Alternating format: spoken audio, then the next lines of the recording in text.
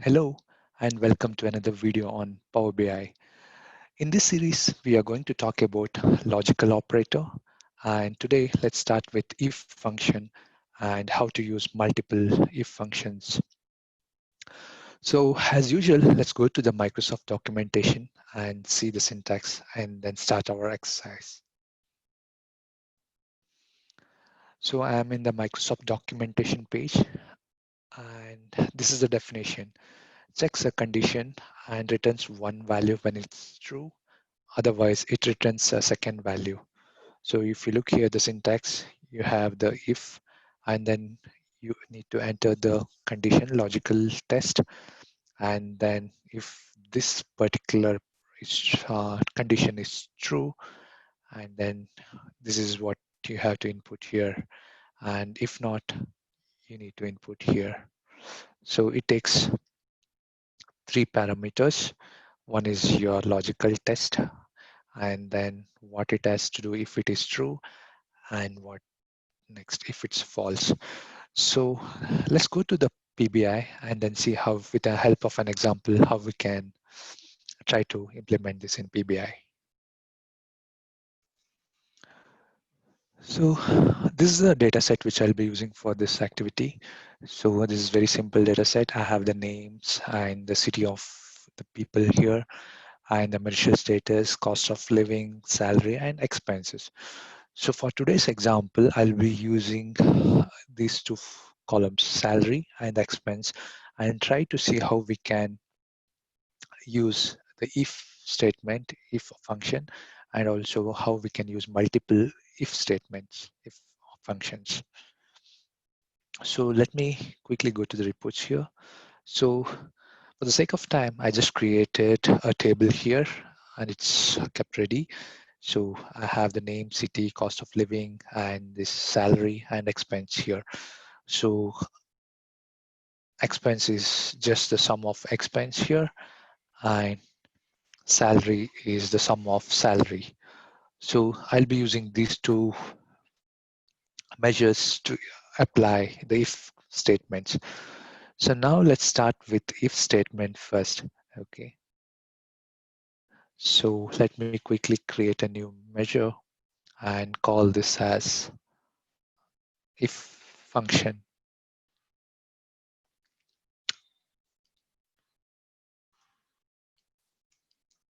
equal to if. You can see the syntax here, the suggestion, logical test. If this passes, then true.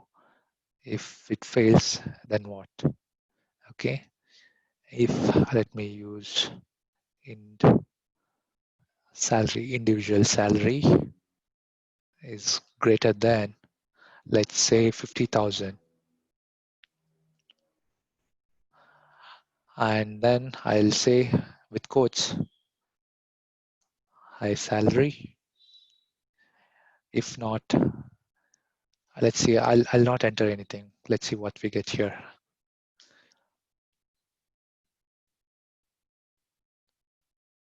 So now if I bring this to the values here, you see, whenever the salary is greater than 50,000, it says high salary. Did I function right?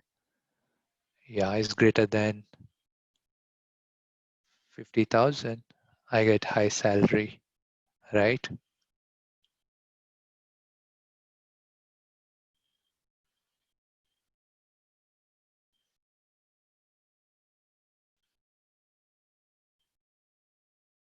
Okay, sorry.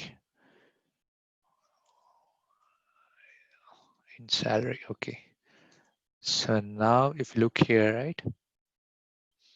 Whenever it's the salary is greater than 50,000, I can see it's showing as high salary, but it doesn't know what to do when the salary is low. So, and that's the reason I need to use low salary here. So now if I hit enter, you can see the difference now. This is how if statement works. It evaluates first this part, and then if it is true, then it gives us the whatever we input here. And if we do not input the second statement here, it will show us blank. If you want something here, then we need to input as low salary. And now you can see it's working as expected. So now let's try with, let's see how the nested if function works. Okay. So now let me add a new measure and then call it as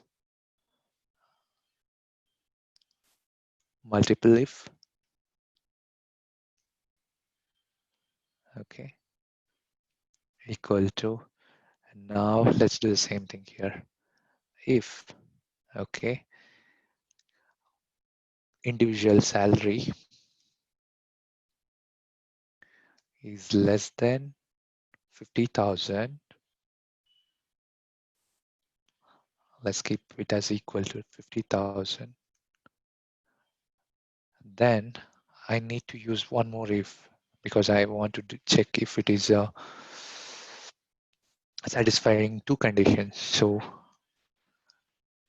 and then if, let's say, individual expenses, let's say it's 15,000 less than or equal to 15,000, then I would say the person saves more, so high savings. Else, I will say he's saving very low savings. Okay, close the bracket. So now what happens is like the if statement evaluates this part first. So it's going to check if individual salary is less than 50,000. If this is true, then it goes to the second if statement, and then it checks here. It's going to check if individual expense is less than 50,000. Okay, it passes this and goes here, and if this passes, then it will say high savings. Okay, if it doesn't pass this statement, then it goes to the false result if false here. Okay, this is how it works. And now you might ask, okay, if what if this particular the first statement itself fails? Then if it is true, it goes here. But if this fails, then we need to enter one more statement here, right? So now what it does, if this statement is false, it comes here, and then let's enter one more statement here. If I need to add a comma here, if individual, say salary, let's say is less than or equal to 1 lakh or 100,000, and then let's say I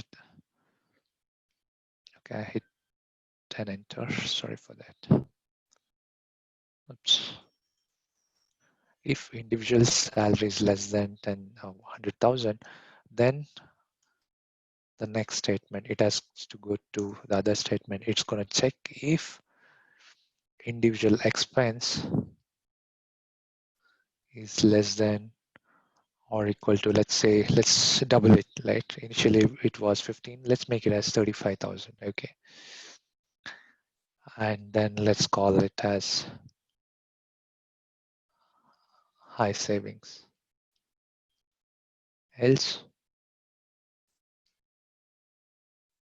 low savings. So hit enter. So now if let me explain you once again here.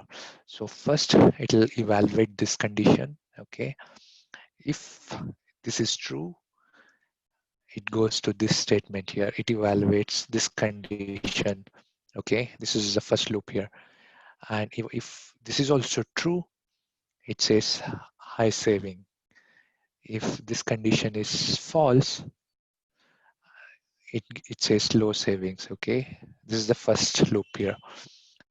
And let's say if this condition fails, so instead of going to this condition here, the second condition, it'll go to the next condition here, okay?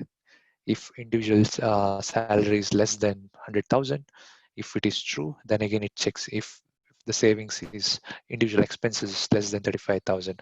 And if this is true, it says savings, high savings, else low savings. Okay, so now if I bring this to the values here,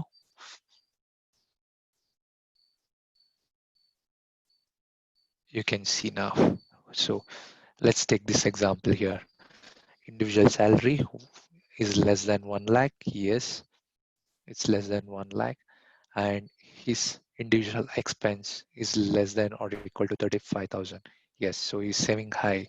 Okay, so the evaluation happens in this order. So first it evaluates less than 50,000. So it doesn't evaluate this first. It'll check if this is less than 50,000. No, this is more than 50,000. So it doesn't, this is false. And that's the reason it doesn't go to this statement, but it comes to this statement. It evaluates, it goes to the second main statement here. It evaluates here. Yes, it's less than or equal to 1 lakh.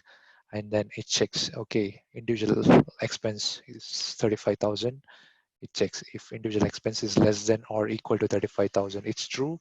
And that's why it says high savings. Similarly, let's go to the second one. Okay, here the individual salary is 30,000. So, okay, what does this does? Check if individual salary is less than 50,000. Yes, this is 30,000, which is less. And then it goes to the next statement. If individual expense is less than 50,000, individual expense is not less than 30,000. So it fails. So, and that's the reason it says low savings. And similarly, let's look at the third row here. Individual salary is less than or equal to 50,000. Yes, here in this case, it's 48,000. Okay, so you get the answer as true here. And that's the reason it goes to the second statement here. Individual expense is less than 50,000. Yes, in this case, it's less than or equal to 15,000. And that's the reason it's showing as true. That is high savings. And that's why you see high savings. And that's how the nested if function works in Power BI. It's almost same in Excel as well. Hope this explanation is clear. If you have any doubts or any questions, don't hesitate to drop a note in the comment section. Okay, thanks for watching. Have a great day.